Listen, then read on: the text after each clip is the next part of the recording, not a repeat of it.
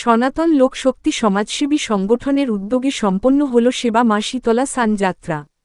এই বৃহৎ ধর্মীয় অনুষ্ঠানটি অনুষ্ঠিত হয় হাওড়া জেলার শালকিয়া এলাকায়। এলাকাবাসীদের মতে মা শীতলা বহু প্রাচীন ও জাগ্রত দেবী হিসেবে পরিচিত। এই সান যাত্রা উপলক্ষে রাজ্যের বিভিন্ন প্রান্ত থেকে অসংখ্য ভক্তবৃন্দ উপস্থিত হন তাদের মনোবাঞ্ছনা পূরণের আশায়। বিগত কয়েক বছর ধরেই নিষ্ঠার সঙ্গে এই ধর্মীয় অনুষ্ঠানটির আয়োজন করে আসছে সনাতন লোকশক্তি সংগঠন। এবছরও হাজার হাজার ভক্তবৃন্দের সমাগমে উৎসবমুখর হয়ে ওঠে শালকিয়া এলাকা। পুজো ও সান যাত্রা অনুষ্ঠানকে কেন্দ্র করে গোটা এলাকায় ধর্মীয় আবহ লক্ষ্য করা যায়।